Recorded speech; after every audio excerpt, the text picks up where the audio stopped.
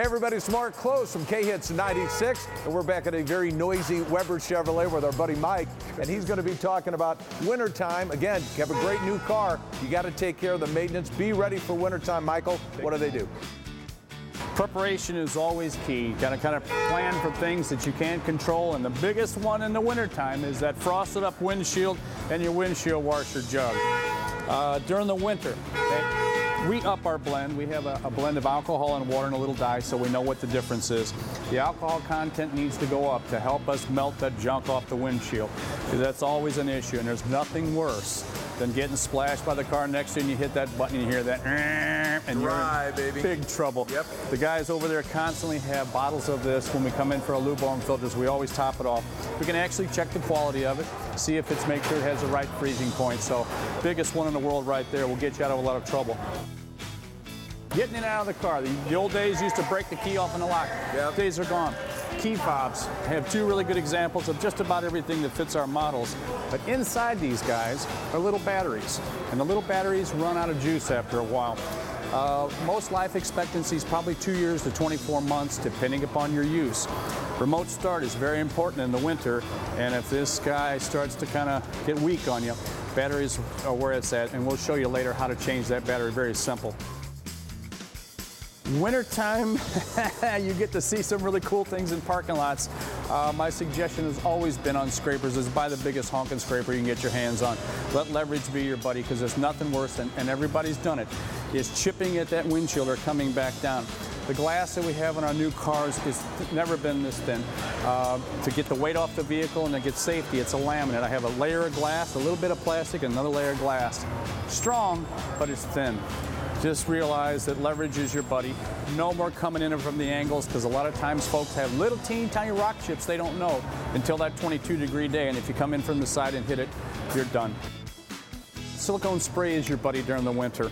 The neat thing about all of our new rubber type strips is they last longer than they ever had in the past, but because of the winter and because of salt and grime and dirt, this stuff comes in various sizes. Make sure it's the aerosol brand. The solid stuff kind of makes a mess. But what you don't want to do is open the door and spray the whole thing. You want to put this on a good rag 2 or 3 times till it's saturated, and we kind of wipe the strips one time, let it dry just a little bit, then we come back another one. What that helps do is take that moisture and run it away like it should. We're driving along, it's wintertime. I believe strongly, and many folks here have that good old bug-out bag in the back of the car. And all that means is you're driving from here to Kansas City, you get to the Rockport Bridge, and they've closed it because there's ice and snow, and the officer points at it and says, "Don't get out of that car, Mike." Okay, I won't. So what are you going to do? If you have followed good recommendations, it says, in the winter, never let that gas gauge fall below 1/4.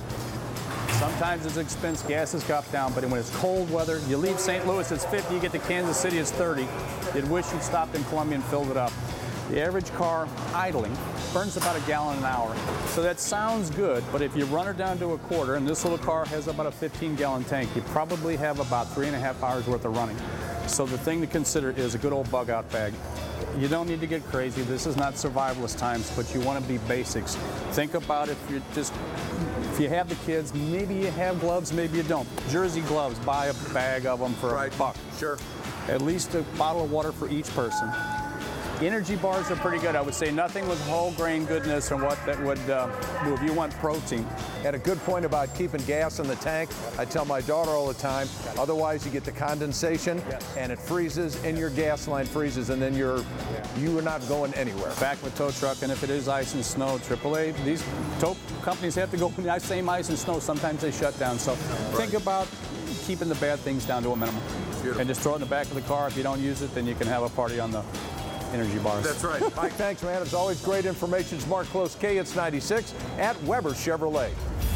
We've been telling you about maintenance, how important it is. This is way cool on your smartphone. You have an app, and you can line up an appointment to get that oil change, make sure the wipers are working wherever you go. It's an app. You can find it right on your smartphone. Hooks you right into Weber Chevrolet.